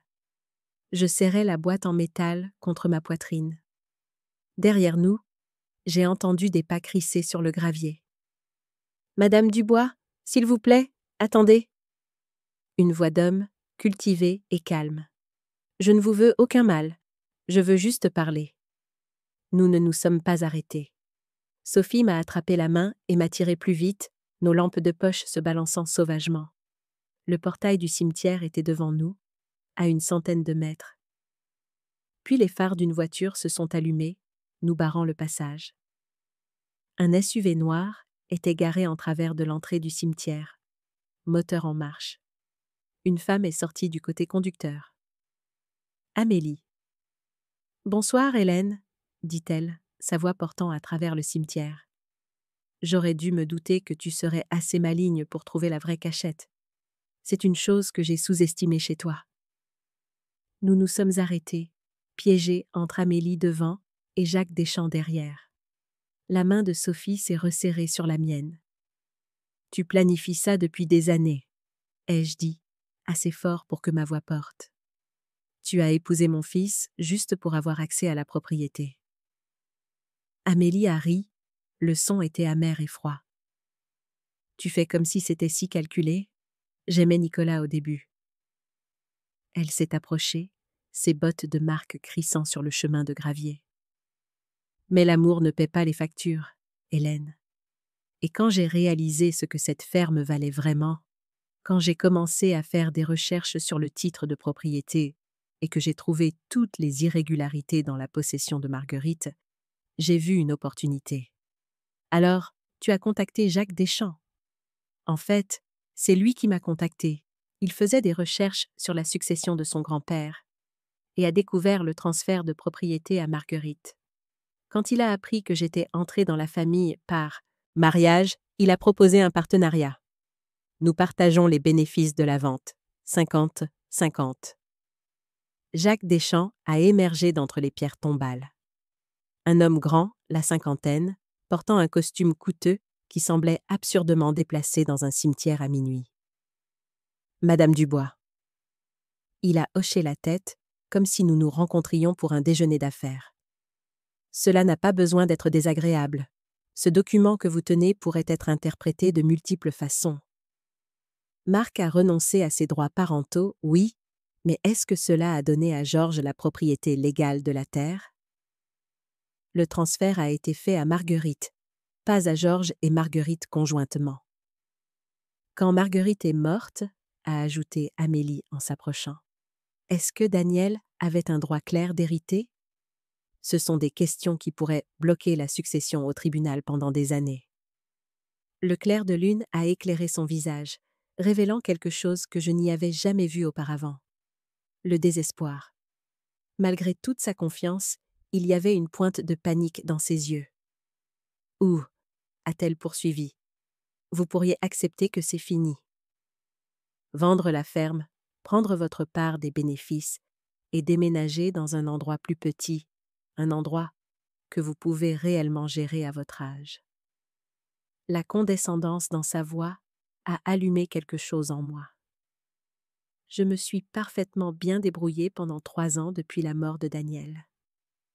Vraiment? Le sourire d'Amélie était acéré. Nicolas me dit que vous avez oublié de payer les impôts fonciers le dernier trimestre, que vous avez laissé l'assurance expirer pendant 1 mois avant qu'il ne s'en aperçoive, que vous avez à peine le temps de vous occuper de l'entretien de base. Elle s'est approchée, sa voix s'adoucissant jusqu'à devenir presque sympathique. Vous êtes en train d'échouer, Hélène, et vous êtes trop fière pour l'admettre. Chaque mot était conçu pour blesser, pour me faire douter de moi-même. Et le pire, c'est qu'une partie était vraie. Il y avait eu des moments d'oubli, des factures qui étaient passées à travers les mailles du filet, des réparations que j'avais reportées parce qu'elles semblaient écrasantes. C'était des oublis mineurs, a dit Sophie, la voix forte. Ma mère est tout à fait compétente. En êtes-vous sûr? Jacques Deschamps a sorti son téléphone. Parce que j'ai ici un enregistrement de Nicolas Dubois, déclarant qu'il est préoccupé par l'état mental de sa mère, qu'elle s'est comportée de manière erratique, qu'il craint qu'elle ne soit pas capable de gérer ses propres affaires. Il a appuyé sur lecture, et la voix de Nicolas a émergé du haut-parleur, fatiguée et inquiète.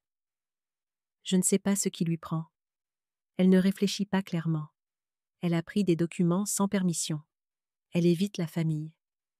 Elle porte des accusations folles contre Amélie. Je commence à penser que nous devons nous demander si elle est encore compétente pour gérer la succession. La trahison m'a frappé comme un coup de poing. Mon propre fils, enregistré à son insu, probablement. Mais c'était quand même ses mots, ses doutes sur ma capacité mentale. Cet enregistrement a été sorti de son contexte, a dit Sophie, mais sa voix a vacillé. L'était-il? Amélie s'est approchée, son expression presque sympathique. Hélène, tout le monde peut voir que vous avez du mal. Vous êtes épuisée, vous êtes confuse. Vous êtes si désespérée de vous accrocher au passé que vous ne voyez pas la réalité. Sa voix s'est durcie. Si cela va au tribunal, nous présenterons des preuves de capacité diminuée. Nous vous ferons déclarer incompétente. Est-ce vraiment ce que vous voulez? Que vos propres enfants témoignent que vous n'êtes pas mentalement apte? Le piège était complet. Ils avaient tout orchestré à la perfection. La revendication de propriété, les manœuvres juridiques, les doutes de Nicolas sur ma compétence. Même si j'avais le document prouvant que le transfert était légitime, ils avaient trouvé un nouvel angle d'attaque. Non pas les droits de propriété, mais mon aptitude mentale à contester les revendications. « Vous êtes méprisable », ai-je dit doucement. « Je suis pratique », a corrigé Amélie. « Et en ce moment, je vous offre une dernière chance. Donnez-moi cette boîte. Acceptez un règlement de 200 000 €. Partez avec votre dignité intacte. Sinon, ça va devenir laid. Bataille judiciaire, audience de compétences, toute votre vie exposée à un examen minutieux. Pouvez-vous vraiment gérer ça? J'ai baissé les yeux sur la boîte en métal dans mes mains, sur les secrets soigneusement préservés de Marguerite. Elle avait vécu avec ses mensonges pendant 70 ans, avait porté leur poids jusqu'à sa mort. Elle l'avait fait pour protéger Daniel, pour lui donner une vie légitime et un avenir sûr. Maintenant, ces secrets étaient des armes utilisées contre moi. « J'ai besoin de réfléchir », ai-je dit. « Vous avez jusqu'à minuit », a dit Jacques Deschamps en regardant sa montre. 23 minutes. Mon avocat dépose la requête de mise sous tutelle demain matin à la 1e heure, à moins que nous n'ayons un accord. Il est retourné vers sa voiture. Une berline sombre garée au-delà du SUV d'Amélie. Amélie est restée un instant, son expression illisible sous le clair de lune. « Pour ce que ça vaut, Hélène, j'ai essayé de vous apprécier. Mais vous êtes si têtue, si déterminée à vous accrocher à des choses qui auraient dû être vendues il y a des années. Cette ferme devrait être un centre commercial ou un parc d'affaires, quelque chose qui profite à la communauté et génère des revenus fiscaux. Au lieu de ça, ce ne sont que des champs vides et une vieille femme qui n'arrive même pas à payer ses impôts fonciers. » Elle s'est retournée et est retournée à son SUV, nous laissant, Sophie et moi, seuls dans le cimetière avec les secrets de Marguerite et 23 minutes pour prendre une décision qui déterminerait le reste de ma vie. Maman, dit Sophie d'urgence. On peut se battre. On a l'accord. On a la preuve. Ils vont bloquer ça au tribunal pendant des années, et ils utiliseront mon âge contre moi, ma prétendue incompétence. Nicolas témoignera contre moi, probablement sans même se rendre compte qu'il a été manipulé. Alors, qu'est-ce qu'on fait? J'ai regardé autour du cimetière. Les générations de familles enterrées ici. Marguerite et Georges reposaient sous une pierre tombale commune à une quinzaine de mètres. Marc était enterré dans un autre cimetière de l'autre côté de la ville, séparé de la femme qu'il aimait même dans la mort. Ils avaient tous fait des compromis, avaient tous sacrifié quelque chose d'essentiel au nom de la respectabilité et de l'acceptation sociale. Marguerite avait renoncé à son véritable amour. Georges avait accepté l'enfant d'un autre homme. Marc avait regardé son fils grandir de loin. Et qu'est-ce que cela leur avait valu? 70 ans de mensonges qui étaient maintenant utilisés pour détruire l'héritage même qu'ils avaient essayé de protéger. « On ne leur donne pas ce qu'ils veulent, » ai-je dit, ma voix maintenant stable.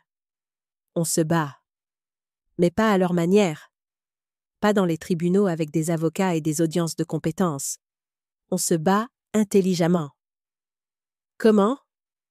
J'ai sorti mon téléphone et j'ai commencé à prendre des photos de l'accord, des lettres, de tout ce qui se trouvait dans la boîte. On fait des copies, plusieurs copies. On les envoie à des personnes de confiance, tes collègues, quelques-uns de mes amis de la paroisse, la société d'histoire locale. On rend cette information impossible à supprimer ou à saisir.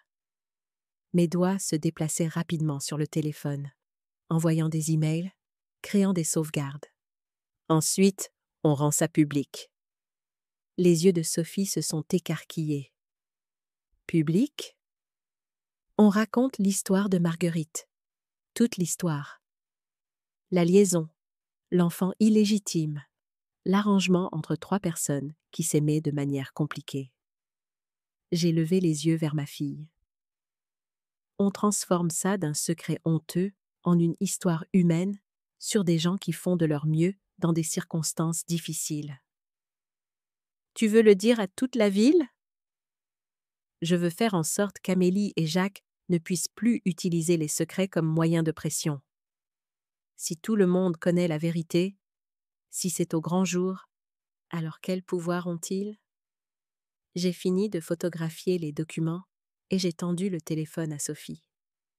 Télécharge ça sur ton cloud. Envoie-toi des copies à 3 adresses e-mail différentes. Fais en sorte qu'il leur soit impossible de faire disparaître cette preuve. Pendant que Sophie travaillait sur son téléphone, j'ai soigneusement remis les documents dans la boîte en métal et je les refermés. Puis, j'ai marché vers le SUV d'Amélie, ma démarche déterminée. Amélie m'a vu arriver et a souri, pensant qu'elle avait gagné. Jacques Deschamps se tenait à côté de sa voiture, l'air suffisant. « Avez-vous pris votre décision ?» a demandé Amélie. « Oui, la réponse est non. Je ne vends pas. Je ne conclus aucun accord. Et je ne me laisserai pas intimider. » Son sourire s'est effacé. « Alors, vous le regretterez. » Peut-être. Mais au moins, je le regretterai dans ma propre maison, selon mes propres termes. Je me suis tournée vers Jacques Deschamps. « Votre grand-père a fait un choix il y a 70 ans. Il a renoncé à sa revendication sur cette propriété parce qu'il aimait son fils et voulait subvenir à ses besoins.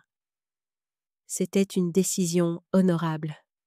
Ce que vous faites maintenant déshonore sa mémoire. Mon grand-père a été manipulé par une femme qui est tombée enceinte pour le piéger, a dit froidement Jacques. Je me suis redressée, le regardant dans les yeux. Votre grand-père était un homme qui faisait ses propres choix, et il a documenté ses choix clairement.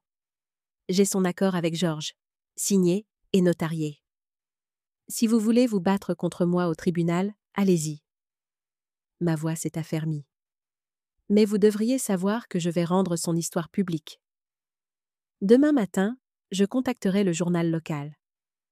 D'ici demain soir, tout le monde dans cette région saura ce qui s'est réellement passé. Vous n'oseriez pas, a dit Amélie. Vous exposeriez l'illégitimité de Daniel. Daniel est mort. Il est au-delà des ragots. Je me suis retournée pour lui faire face directement. Mais vous... Non, Amélie. Comment pensez-vous que Nicolas réagira quand il apprendra que vous avez conspiré avec un étranger pour voler son héritage? Quand il réalisera que vous l'avez épousé dans le cadre d'un projet immobilier? Pour la première fois, l'incertitude a vacillé sur le visage d'Amélie. Nicolas comprendra que je protégeais nos intérêts financiers. Vraiment? Parce que le Nicolas que j'ai élevé, le Nicolas qui existe encore sous votre manipulation, valorise la famille et la loyauté plus que l'argent. Quand il verra la situation dans son ensemble, quand il comprendra ce que vous avez fait, il vous quittera et vous n'aurez rien. Ni la ferme, ni l'argent, et ni mon fils. Je me suis retournée et je suis partie, Sophie se mettant au pas à côté de moi. Derrière nous, j'ai entendu Amélie et Jacques se disputer à voix basse et en colère. Nous sommes retournés à la voiture de Sophie. En partant, j'ai regardé en arrière vers le cimetière, vers la colline où des générations de ma famille, biologique et choisie, reposaient. La guerre n'était pas finie. Demain apporterait de nouvelles batailles. Mais ce soir, j'avais repris le contrôle du récit. Ce soir, j'avais cessé d'être une victime et j'étais devenue une combattante. Et demain, tout le monde apprendrait qu'Hélène Dubois n'était pas une vieille femme confuse à écarter. J'étais une survivante, et j'étais prête à brûler tous les secrets et les mensonges si c'était ce qu'il fallait pour protéger ma maison. La salle de réunion de l'avocat ressemblait à un tribunal, tout en bois sombre et fauteuil en cuir conçu pour intimider. Amélie avait insisté sur un terrain neutre pour ce qu'elle appelait une réunion de famille, afin de résoudre les problèmes de succession. Son avocate, maître Patricia Laurent, était assise en bout de table comme une juge, son expression professionnellement neutre. Jacques Deschamps occupait la chaise à sa droite, parfaitement soigné et rayonnant de confiance. Nicolas était assis en face de moi, refusant de croiser mon regard. Cela faisait plus mal que tout ce qu'Amélie avait pu faire. Il était 10h30, mercredi matin, moins de 12 heures après la confrontation au cimetière. J'avais passé la nuit dans l'appartement de Sophie, à télécharger des documents, à faire des copies, à me préparer.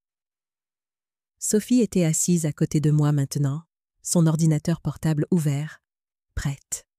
« Merci à tous d'être venus », commença maître Laurent. « Nous sommes ici pour discuter d'une résolution raisonnable aux revendications concurrentes sur la propriété située au 1847 rue du Ruisseau. Madame Dubois, je crois comprendre que vous avez refusé notre offre de règlement. » « C'est exact. » Alors, exposons clairement la situation. Ma cliente, Madame Amélie Dubois, a des preuves suggérant des irrégularités dans la chaîne de titres remontant à 1952. Monsieur Jacques Deschamps a des documents montrant que son grand-père, Marc Deschamps, était le propriétaire initial de la propriété. Il y a des questions sur la validité juridique du transfert à Marguerite Dubois et sur l'exécution correcte des transferts ultérieurs à Daniel Dubois, puis à vous. Ces questions ont des réponses, dis-je calmement. Peut-être, mais les résoudre nécessitera un litige coûteux qui pourrait durer des années. En attendant, intervint Amélie, les impôts fonciers restent impayés. Ils ont été payés hier, interrompit Sophie, faisant glisser un reçu sur la table. En totalité, avec toutes les pénalités. Je m'en suis occupée personnellement. L'expression de maître Laurent vacilla d'agacement. Cela ne résout toujours pas les problèmes fondamentaux de propriété. Elle se pencha en avant, joignant ses doigts. Madame Dubois, permettez-moi d'être directe. Vous avez 63 ans, vous vivez seule sur une propriété que vous pouvez à peine entretenir. Vous avez montré des signes de confusion et un comportement erratique. Documenté où ? demandai-je. Votre fils a exprimé des inquiétudes quant à votre état mental. Il a exprimé des inquiétudes parce qu'il a été manipulé pour le faire. Je me suis tournée vers Nicolas. Fils, te souviens-tu quand Amélie a commencé à poser des questions sur la ferme? Sur les papiers de grand-mère Marguerite? Nicolas s'agita mal à l'aise. Elle essayait juste d'aider à organiser les choses. Vraiment? Ou cherchait-elle des vulnérabilités dans le titre de propriété, des munitions qu'elle pourrait utiliser pour contester la possession? Ce n'est pas... commença Nicolas, mais je levai la main. Laisse-moi finir.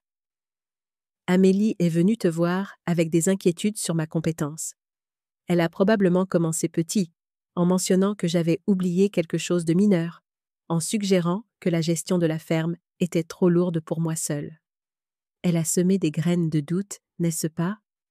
Elle t'a fait commencer à te demander si j'étais capable de prendre mes propres décisions.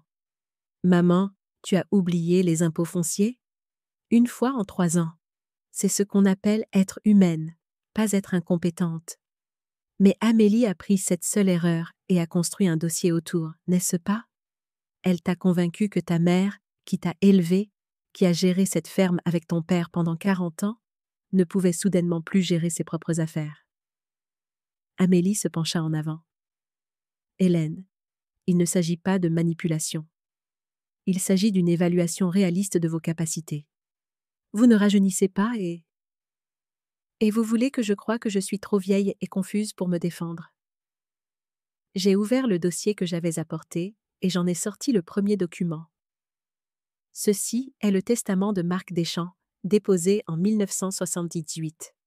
Il y confirme explicitement que le transfert de propriété à Marguerite était légitime et que ses héritiers n'ont aucune revendication. Je l'ai fait glisser vers Nicolas. Monsieur Deschamps, votre père, Robert, est mentionné ici comme bénéficiaire d'autres actifs. Il n'a jamais contesté ce testament. Pourquoi le faites-vous maintenant? La mâchoire de Jacques Deschamps se crispa. Mon père ne connaissait pas toutes les circonstances du transfert. Vraiment? Ou les connaissait-il, mais respectait-il les volontés de son père? J'ai sorti le deuxième document. Ceci est l'accord entre Marc Deschamps, Georges Dubois et Marguerite Dubois, daté du 15 mai 1949.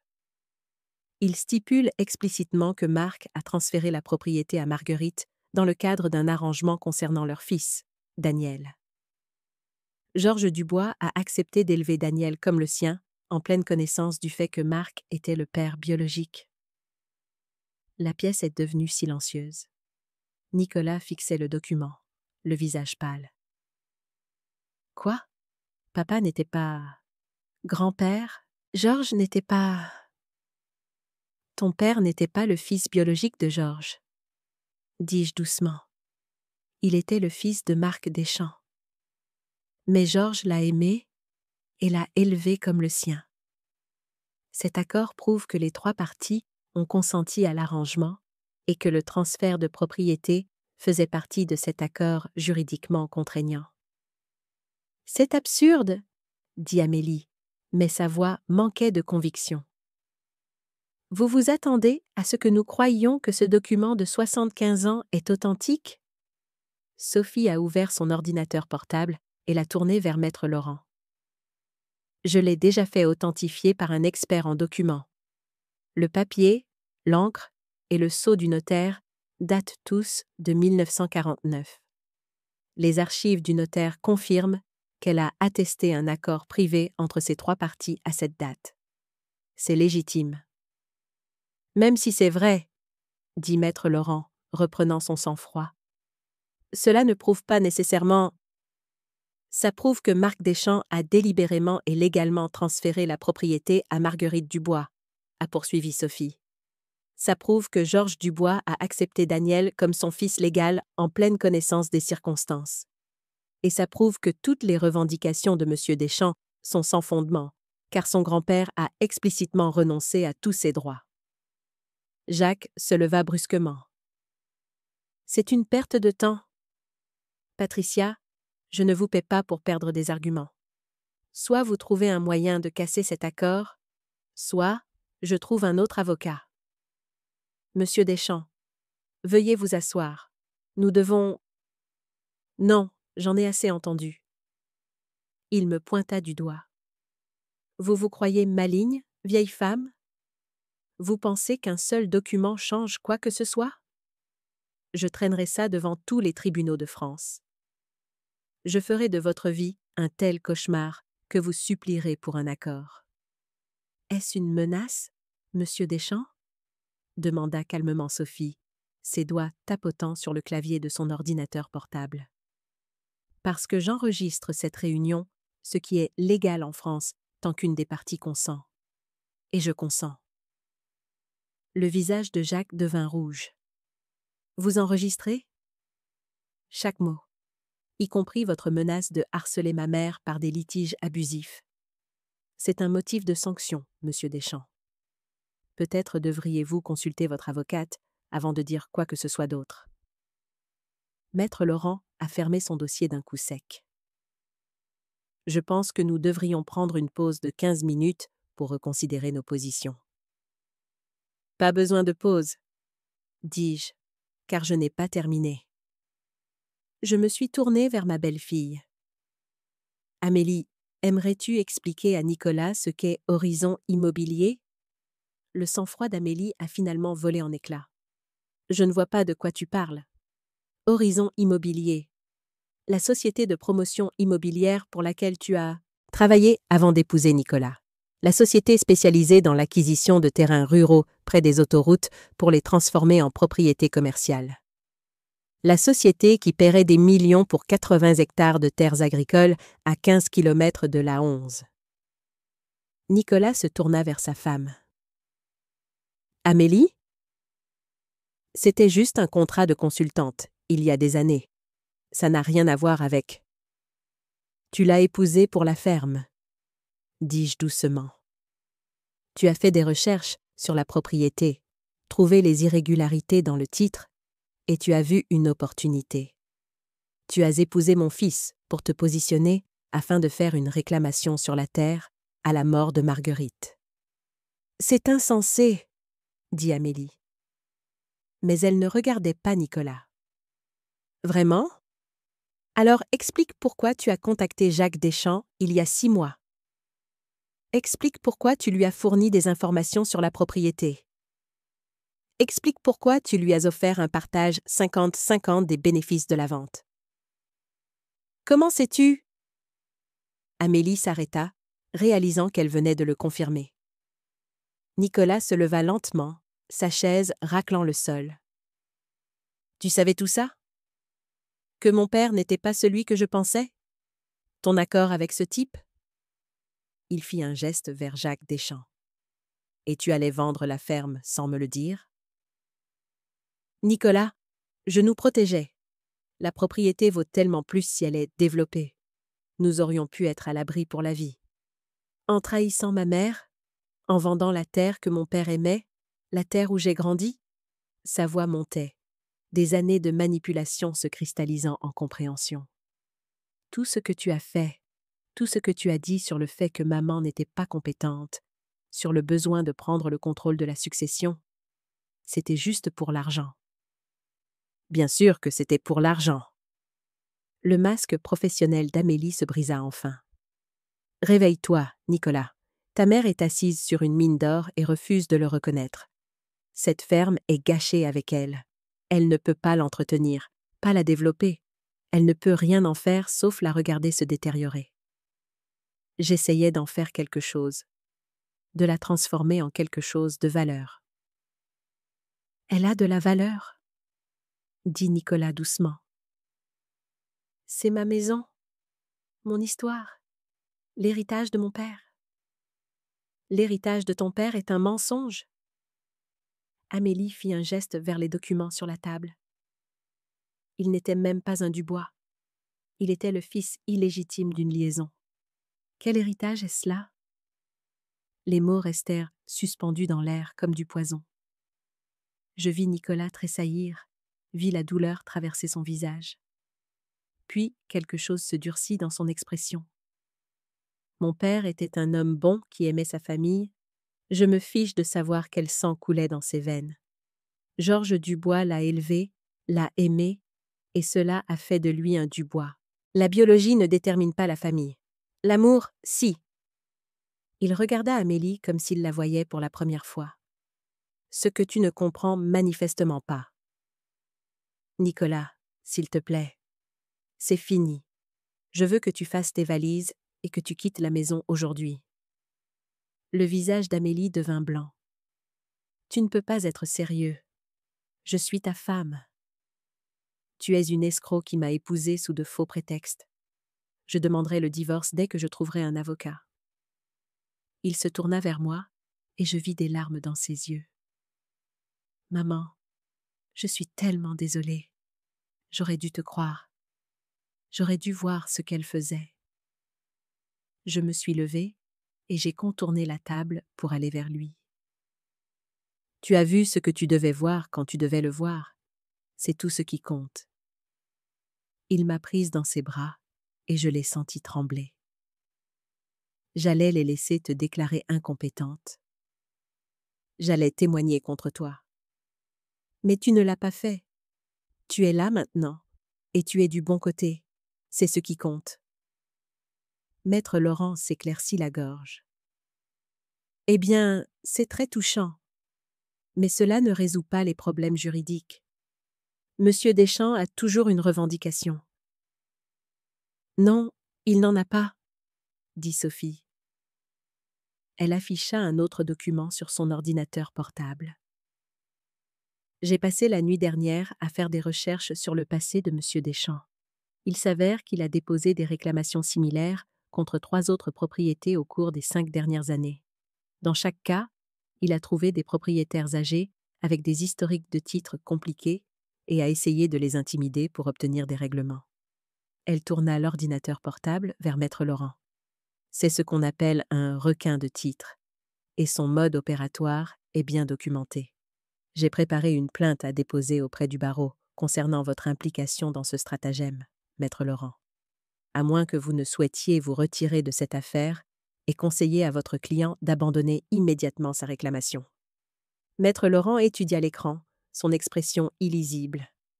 Puis elle se leva et rassembla ses dossiers. Monsieur Deschamps, je me retire de votre défense avec effet immédiat. Je vous suggère de consulter un autre avocat sur la sagesse de poursuivre cette action. Vous ne pouvez pas simplement... Je le peux et je le fais. Bonne chance. Elle sortit sans un regard en arrière. Jacques Deschamps regarda autour de la table, sa confiance s'évaporant. Ce n'est pas fini. Si, ça l'est, dis-je fermement. Vous avez jusqu'à 17 heures aujourd'hui pour déposer un retrait de votre plainte auprès du greffe du tribunal. Sinon, Sophie déposera sa plainte et je veillerai personnellement à ce que tous les journaux de la région soient au courant de votre stratagème. J'ai soutenu son regard sans ciller. Marc Deschamps mérite mieux que de voir sa mémoire ternie par un petit-fils qui déshonore tout ce qu'il représentait. Vous bluffez? Essayez-moi. J'ai déjà perdu mon mari et j'ai passé hier à être menacée par mon propre fils. Je n'ai plus rien à perdre et tout à défendre. Pouvez-vous en dire autant? Pendant un long moment, il a soutenu mon regard. Puis quelque chose en lui s'est brisé. Il a attrapé sa mallette et est sorti en trombe, claquant la porte derrière lui. Amélie fut la dernière à partir. Elle s'arrêta à la porte, regardant Nicolas une dernière fois. Je t'ai vraiment aimé, au début. Peut-être, dit Nicolas. Mais tu as aimé l'argent davantage. Après son départ, nous sommes restés tous les 3 assis en silence dans la salle de réunion. Par la fenêtre, je pouvais voir des gens ordinaires vaquer à leurs occupations, ignorant qu'un secret de 75 ans venait d'être révélé et qu'une famille venait d'être sauvée. « Et maintenant » demanda finalement Nicolas. « Maintenant, on rentre à la maison, » dis-je. « On retourne à la ferme et on trouve un moyen d'avancer, ensemble. Que feriez-vous à ma place ? Avez-vous déjà été confronté à une trahison familiale? Commentez ci-dessous. Je suis heureuse de vous avoir ici. Suivez mon histoire jusqu'au bout et commentez la ville d'où vous regardez. Mon téléphone a vibré alors que nous quittions la salle de réunion. Un SMS d'un numéro inconnu. Plainte retirée. Vous avez gagné, Madame Dubois. Mon grand-père aurait honte de moi. Je l'ai montré à Sophie et Nicolas. C'est fini. Vraiment? Demanda Nicolas. Sommes-nous vraiment en sécurité maintenant? J'ai regardé mon fils. La peur et l'espoir se livrent en bataille dans son expression. Rien n'est jamais complètement sûr, mon chéri. Mais nous avons les documents. Nous avons la vérité. Et nous avons les uns les autres. C'est plus que suffisant. Nous sommes rentrés dans la voiture de Sophie, tous les trois, vers la longère qui avait été témoin de 75 ans de secrets, de mensonges et d'amour compliqués. Les chênes qui bordaient l'allée perdaient leurs dernières feuilles, créant un tapis d'or et de pourpre. En arrivant devant la maison, je l'ai vue différemment qu'il y a 24 heures. Ce n'était pas seulement ma maison, acquise par le mariage et l'héritage. C'était le refuge de Marguerite, l'endroit où elle avait construit une vie sur les cendres de choix impossibles. C'était le cadeau de Georges, la maison qu'il avait offerte à un enfant qui n'était pas de son sang, mais qui avait toujours été son fils. C'était l'héritage de Marc, le seul héritage qu'il pouvait donner à l'enfant qu'il avait aimé de loin. Et c'était l'enfance de Daniel, préservée dans chaque pièce et chaque souvenir. Maintenant, ce serait notre avenir. Le mien, celui de Sophie. Et s'il choisissait de reconstruire sa vie, celui de Nicolas aussi. « Bienvenue à la maison, maman », dit doucement Sophie. « Bienvenue à la maison », ai-je répété. Et pour la première fois depuis des jours, j'ai senti le poids se lever de mes épaules. La bataille était terminée. Les secrets étaient révélés. Et d'une manière ou d'une autre, incroyablement, nous avions survécu. 3 mois plus tard, la première neige de décembre poudrait le toit de la longère comme du sucre glace. Je me tenais à la fenêtre de la cuisine, regardant Sophie et Nicolas travailler ensemble pour réparer la clôture le long du pâturage ouest. Ils passaient leur week-end à la ferme depuis novembre, aidant à l'entretien, organisant les biens restants de Marguerite et reconstruisant lentement ce que la manipulation d'Amélie avait fracturé. La procédure de divorce avançait. Amélie avait signé les papiers sans contester, réalisant peut-être que se battre ne ferait qu'exposer davantage ses manigances au grand public. Elle avait complètement quitté la région, acceptant un poste dans une société de promotion immobilière à Lyon. J'avais appris par des oui-dire qu'Horizons Immobilier l'avait discrètement licenciée une fois que la rumeur de sa tentative d'appropriation de biens s'était répandue. Apparemment, même les entreprises à l'éthique flexible avaient leurs limites. Jacques Deschamps avait retiré sa plainte comme promis. Plus que cela, il avait envoyé une lettre d'excuse formelle, exprimant une honte sincère pour la façon dont il avait déshonoré la mémoire de son grand-père. Je l'avais lu une fois et l'avais classé. Certaines blessures n'ont pas besoin d'être constamment examinées pour guérir. L'histoire de Marguerite, Marc et Georges avait été publiée dans le journal trimestriel de la Société d'histoire locale. Sophie l'avait magnifiquement écrite, la présentant non pas comme un scandale, mais comme un aperçu de la manière dont les gens naviguaient dans des contraintes sociales impossibles à une autre époque. La réaction avait été étonnamment positive. Plusieurs résidents âgés s'étaient manifestés avec leurs propres souvenirs des 3 personnes impliquées, dressant le portrait d'une communauté qui avait peut-être soupçonné plus qu'elle ne l'avait jamais dit à voix haute. « Le café est prêt, maman. » La voix de Nicolas m'a tiré de mes pensées. Il a tapé la neige de ses bottes sur le paillasson de la porte arrière, les joues rouges de froid. Sophie termine avec les poteaux de clôture. Elle arrive. J'ai versé 3 tasses et les ai posées sur la table de la cuisine. La même table en chêne, marquée où Daniel et moi avions partagé 40 ans de repas et de conversations, où Marguerite avait pris ses propres décisions difficiles, un jour à la fois. Nicolas a enroulé ses mains autour de sa tasse, la vapeur s'élevant entre nous. Je pensais à quelque chose. À quoi donc? À papa. Au fait de découvrir qu'il n'était pas celui que je pensais. Il a fait une pause, choisissant ses mots avec soin. Ça m'a dérangé au début. J'ai eu l'impression d'une trahison, comme si toute mon enfance était construite sur un mensonge. Mais... ai-je encouragé doucement. Mais ensuite, je me suis souvenu de quelque chose. J'avais 8 ans et je m'étais battue à l'école.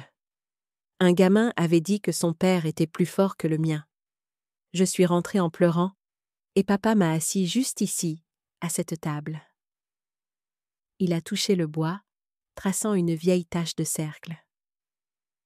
Il a dit qu'être un père, ce n'était pas être le plus fort, le plus riche ou avoir le meilleur travail.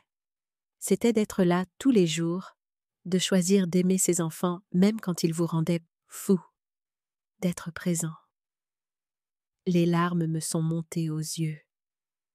Ça ressemble bien à Daniel. Il a dit que n'importe quel homme pouvait engendrer un enfant, mais qu'il fallait quelqu'un de spécial pour être un papa. Je n'ai jamais compris ce qu'il voulait dire jusqu'à maintenant. Nicolas a levé les yeux, ses yeux humides. Georges a choisi d'être son père. Cela rend leur relation plus significative, pas moins. Je pense que Georges serait fier de t'entendre dire ça. Et je pense que papa comprendrait pourquoi tu t'es battu si fort pour garder cet endroit. Il ne s'agissait jamais vraiment de la terre, n'est-ce pas? Il s'agissait d'honorer les choix qu'ils ont tous faits, les sacrifices qu'ils ont endurés. En partie. Mais surtout, il s'agissait de ne pas laisser des gens manipulateurs réécrire l'histoire pour servir leur propre cupidité. J'ai tendu la main sur la table et j'ai serré la sienne. Ton père aimait cette ferme. Il aimait le travail, les saisons, le sentiment de continuité. Il serait heureux de savoir que nous nous sommes battus pour elle. Sophie est entrée, apportant un tourbillon d'air froid et de flocons de neige. Elle a enlevé son manteau et nous a rejoints à table. La clôture est solide maintenant. Elle devrait tenir encore quelques années. Merci, ma chérie. À vous deux. J'ai regardé mes enfants, ressentant une gratitude si profonde qu'elle en était presque douloureuse. Je sais que ces derniers mois ont été difficiles. Je sais que je vous ai beaucoup demandé. Tu n'as rien demandé, a dit fermement Sophie. Nous avons choisi d'être à tes côtés parce que c'était juste, parce que tu avais raison. N'empêche, ai-je dit, il y a eu des moments où j'ai douté de moi.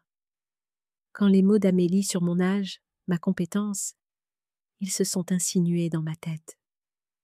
J'ai enroulé mes 2 mains autour de ma tasse, sentant sa chaleur. La société nous dit que vieillir signifie devenir moins capable, moins pertinent, que nous devrions nous retirer gracieusement et laisser les plus jeunes prendre les décisions. Une partie de moi se demandait si elle avait raison, si... J'étais têtue et stupide d'essayer de m'accrocher à cet endroit. « Et maintenant ?» demanda Nicolas. « Maintenant, je sais que l'âge n'est pas une diminution, c'est une accumulation. Chaque année ajoute une autre couche d'expérience, une autre réserve de force dans laquelle puiser. Amélie et Jacques pensaient pouvoir intimider une vieille femme qui ne saurait pas comment se défendre. Ils ont sous-estimé ce que des décennies de vie vous apprennent sur les gens, sur la stratégie, sur la patience. Tu avais toujours 10 longueurs d'avance sur eux, a dit Sophie avec un sourire. La façon dont tu as tout documenté, construit ton dossier systématiquement. C'était magistral. C'était l'instinct de survie, affiné sur 63 ans. J'ai siroté mon café. Quand on est jeune, on pense que la force, c'est ne jamais avoir peur, ne jamais douter de soi. À mon âge, on comprend que la vraie force, c'est d'être terrifié et d'avancer quand même. De ressentir le doute, mais de faire confiance à son jugement, malgré tout. Nicolas est resté silencieux un moment. J'aurais dû faire confiance à ton jugement depuis le début. J'ai laissé Amélie me convaincre que tu étais en train de flancher, que tu perdais la main. Je suis tellement désolée, maman. Tu aimais ta femme. Tu voulais croire le meilleur d'elle. Ce n'est pas un défaut de caractère, Nicolas. C'est être humain. J'ai soutenu son regard. Et quand la vérité est devenue indéniable, tu as fait le bon choix. C'est ce qui compte. Ça t'a quand même coûté. Le stress, la peur, que ton propre fils doute de toi. Ça m'a aussi montré de quoi j'étais capable. À 63 ans, j'ai enquêté sur un mystère de 75 ans. J'ai déjoué un promoteur immobilier et un requin de titres professionnel. Et j'ai exposé un complot pour voler ma maison. J'ai souri. Ce n'est pas rien. En fait, je suis plutôt fière de moi. Sophie a ri. Tu devrais. Tu es en gros le protagoniste d'un roman policier qui a pris vie. Un protagoniste très fatigué qui a besoin de plus de café. Mais je souriais. Et vous deux? Quelle est la suite pour vous? Sophie a échangé un regard avec Nicolas. On en parlait, justement, de la ferme, de l'avenir. Quelque chose dans son ton m'a fait prêter une attention plus grande. Continuez. Tu ne peux pas gérer 80 hectares seul, maman. C'est juste la réalité. Mais Nicolas et moi avons une idée. Elle a sorti son téléphone et a ouvert un document. Et si on transformait une partie de la propriété en un domaine familial? Rien de drastique. Garder la longère principale pour toi, mais construire une maison plus petite pour Nicolas dans la partie est. Peut-être qu'un jour, je pourrais en construire une aussi, si jamais je me pose avec quelqu'un. Vous voulez vivre ici, tous les deux? On a grandi ici, a dit Nicolas. C'est chez nous. Et oui, Amélie m'a fait tout remettre en question.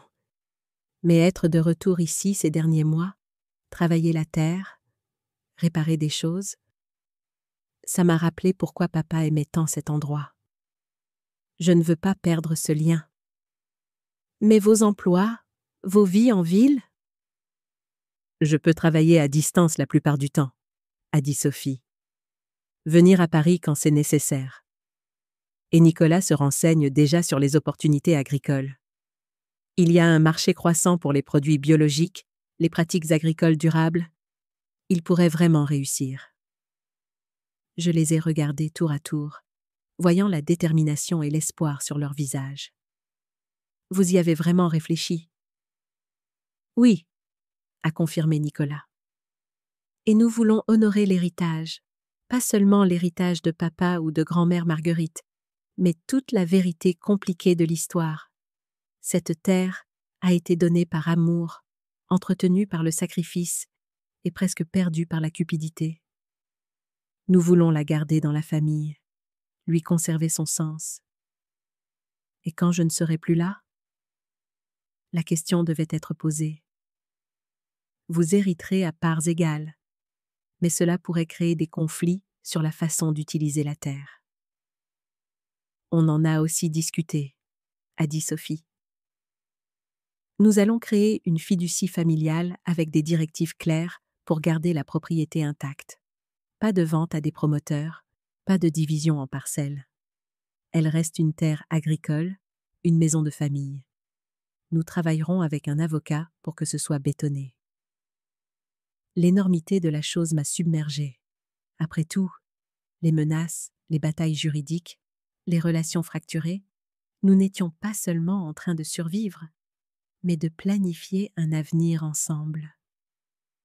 Votre père adorerait ça, ai-je murmuré. Il a toujours rêvé que la famille reste connectée à la terre. Alors, faisons-en une réalité. Nicolas a levé sa tasse de café. À de nouveaux commencements construits sur de vieilles fondations. Nous avons trinqué, un toast informel qui semblait plus significatif que n'importe quel document juridique. Alors que la conversation touchait à sa fin, le téléphone de Sophie a vibré. Elle y a jeté un œil et a souri. La Société d'Histoire prépare un article sur les histoires de famille locales. Ils veulent t'interviewer sur l'histoire de Marguerite. Ça t'intéresserait?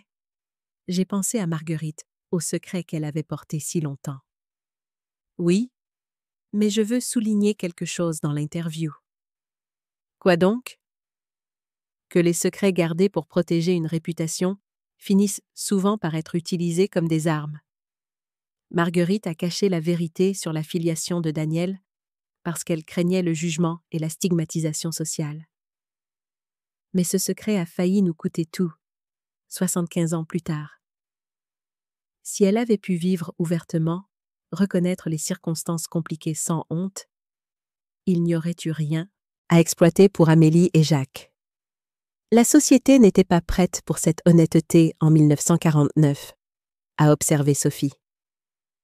Non, mais nous pouvons l'être maintenant. Nous pouvons dire la vérité et faire confiance aux gens pour comprendre que l'amour et la famille sont compliqués, que les bonnes personnes font parfois des choix non conventionnels et que la biologie n'est qu'une petite partie de ce qui fait une vraie famille. Le soleil de l'après-midi a percé les nuages, illuminant la neige d'une lumière dorée. La longère a craqué doucement autour de nous, s'installant dans ses fondations, solides et durables. Dehors, la terre s'étendait jusqu'à l'horizon, magnifique dans son immobilité hivernale. Une terre qui avait été témoin de 3 générations de sacrifices secrets. Et maintenant, enfin, de la vérité. Que feriez-vous à ma place? Avez-vous déjà découvert un secret de famille qui a tout changé? Commentez ci-dessous et n'oubliez pas de découvrir 2 autres histoires qui sont les préférées de la chaîne.